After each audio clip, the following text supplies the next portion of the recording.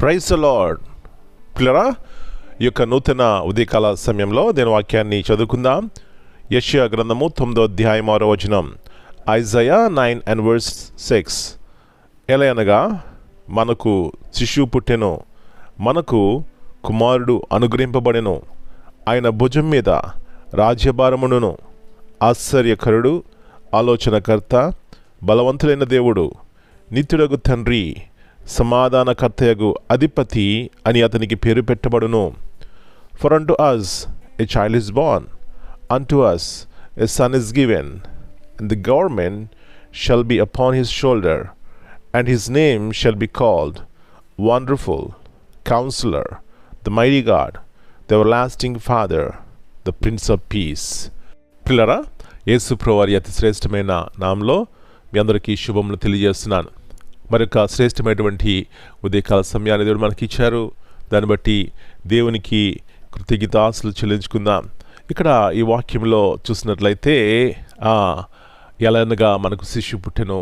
ఈ యొక్క వాక్యమును చదువుతుంటే నాకు అనిపిస్తుంది, అప్పుడే క్రిస్మస్ వచ్చేసిందా అనిపిస్తుంది. అవునండి, క్రిస్మస్ ఆనందము not just on 25th or some other day. అయితే అది ప్రతిదినము అనే సత్యాన్ని మనం గుర్తించినప్పుడు, ప్రతిదినము కూడా కృతజ్ఞత కలిగి, యేసు ప్రభువా, నా కొరకే మీరు పుట్టారయ్యా, నా పాపములు భరించడానికి ఈ లోకంలోకి వచ్చారయ్యా, నిత్య జీవం ఇవ్వడానికి ఆ శిలువ మీద మరణించి మీకు ఉన్నతమైనటువంటి ప్రేమను చూపెట్టి తిరిగి లేచారయ్యా అని గుర్తించుకుని పిల్లరా, విశ్వాసంతో, సంతోషంతో, ఆనందం కలిగి ఉంటాం. అలాంటి ఆనందం ఇవ్వడానికే పిల్లరా యేసు ప్రభువారు ఈ లోకంలోకి వచ్చారు. నా ప్రియుడా, నా ప్రియ సహోదరి, ఈయన ఆశ్చర్యకరుడండి, ఆలోచనకర్త అండి, బలమైన దేవుడండి. ఇంకేమిటండి, ఆయన సమాధానం నాకు కర్త. కాబట్టి నీ జీవితంలో, నా జీవితంలో సమాధానం కలిగి ఉండాలంటే యేసు ప్రభువారు నీ జీవితంలో పుట్టారా?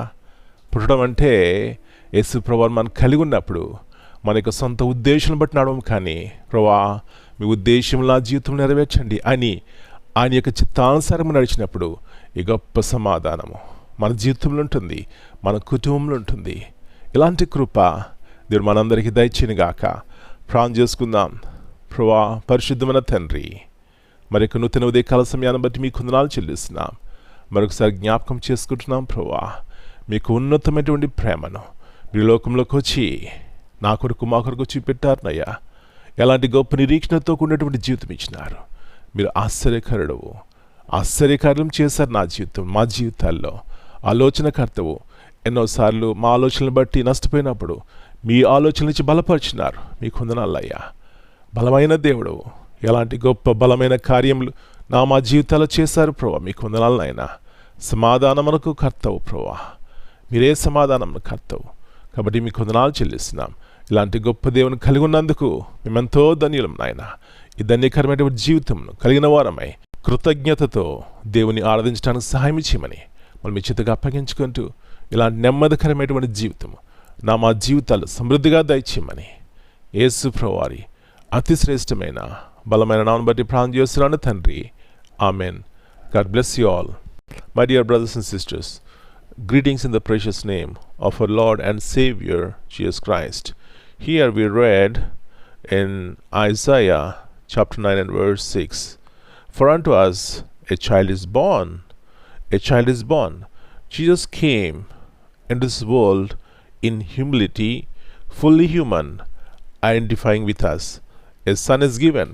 He is a God's gift of love and salvation, fulfilling his promise.